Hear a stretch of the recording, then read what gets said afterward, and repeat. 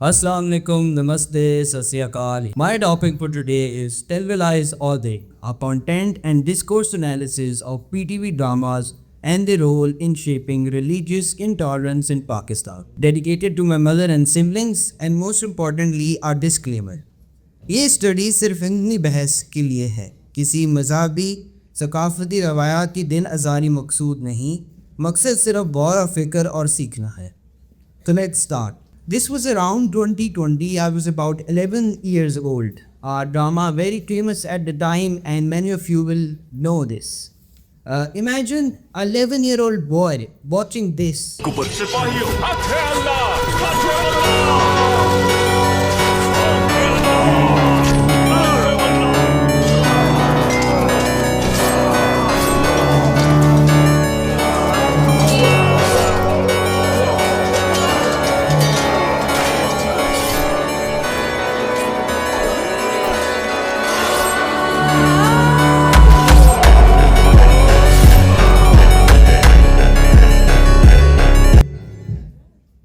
After watching this, I realized this drama had been dubbed in Urdu and broadcasted on the national channel and was officially endorsed by the Prime Minister of Pakistan, who encouraged people to watch it for its portrayal of Islamic values, history and heroism.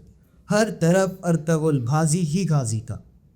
Even though, according to many historians, he is not an historical figure, my point of inquiry is not this. We had a family discussion about how, as a nation, we have been doing this since the birth of Pakistan television. PTV was introduced in 1964 and became popular during the 1980s and 1990s because the only source of entertainment and information throughout the country. I did not witness that era myself, लेकिन आज भी जब मेरे वालिद साहब 8 बजे उस ड्रामे के बारे में बात करते हैं तो उनकी आंखों में चमक आ जाती है. The authorities used, indeed one could say abused, the national channel to construct their image and impose their ideology. General Ziaul Haq was a prominent figure who utilized all media, mass circulation of newspapers, radio and television to promote his agenda. A new image of Islam was fashioned, one which I must say does not reflect the true Islam.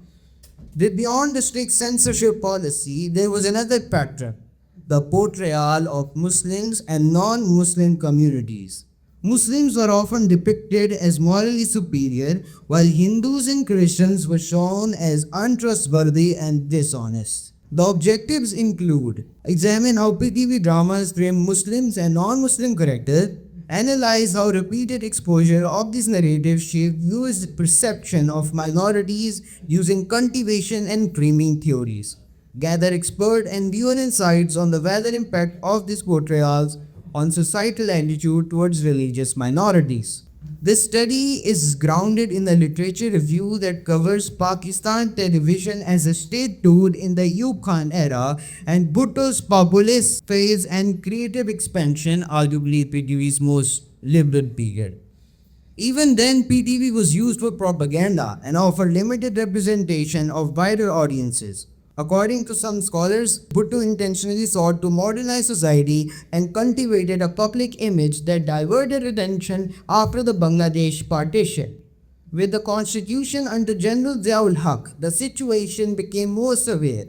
Media control and ideological engineering grew notably more toxic and corrosive. Embedding a narrow and framework into broadcast narratives, Zia transformed television into a pulpit for religious messaging. Banning music, enforcing hijab and promoting Islamic moral codes across programming. By Islamic moral codes, I refer to the tendency towards Arab-inflected interpretation into media and drama. Naturally, these policies are permitted everywhere. Schools, colleges, mosques, technically every sphere, to be honest. In this drive, one might call it a holy war. The media was not spared. Naseem Hijazi's novel was adapted into series such as Tipu Sultan and Aurangzeb Aurangzeb. मैं study करते हुए हैरान हुआ कि अच्छे खासे पढ़े लिखे लोग नसीम हिजाजी को वो हिस्टोरियन समझते हैं. This genre was historical fiction and fiction involves imagination. The inertia continued even after General Ziaul Haq's rule. I apologize, but it must be said Arab Muslims were often promoted as the heroes. and Arab costumes and traditions were depicted and elevated as symbols of authority. Minorities such as Christians and Hindus appeared rarely and were often reduced to stereotypes. Ahmadis and Sikhs were almost invisible. इसका मतलब कि हर अच्छा आदमी अरब जुबा पहनेगा और बुरा आदमी ईसाई या हिंदू के रवायाती कपड़ों में दिखाई देगा. Like, what a basis and what a stigmatization and othering. Studying post-qualitative approach combining content analysis, discourse analysis and semi-structured interviews. 5 historical series were selected: Akhri Katan, Shaheen, Muhammad bin Qasim, Tipu Sultan and Aurangzeb Aridi. One of my uncles supported me to access PTV archives, but most of the dramas are taken from YouTube. Coding framework was done, documented character traits, religious identifiers and narrative roles like hero, villain and clerk. 6 semi-structured interviews were done. These are obviously many challenges associated with this study. Especially as it is qualitative research, people are often wary of discussing with media and religion, and they lack reliable data on the subject. Additional challenges include limited archival access, selective qualitative memory, the exclusion of minority perspective, and the inherent subjectivity of qualitative interpretation. Now I'm going to show you some images and short clips to illustrate the subtle mechanisms and manipulation in the time drama. Lord, you have 3 minutes more. Notice the pattern: a Hindu Darbar, elsewhere a Hindu Raja, and then a Firangi king. Similarly, a Christian Gora, who in one scene barking orders to burn down her house. आसमान निकल गया, जाओ और घर घर तलाश करो, कहीं छुपा होगा वो। हाँ मिला तो अनंतपुर की तरह पूरे स्टेट को आग लगा दो। फिर मैं देखता हूँ कि वो टीपू को कहाँ छुपाते हैं। जाओ, मेरा मुंह क्या देख रहे हो? With hearty apologies, we have at times reproduced such scripts in society, burning minority homes and even entire Rohallas. The result broadly aligned with the previous literature. However, this body of work is rarely discussed in our society and seldom enters public discourse beyond academic circles. We found that Muslims are framed as heroes while non-Muslims are cast as immoral and aggressors.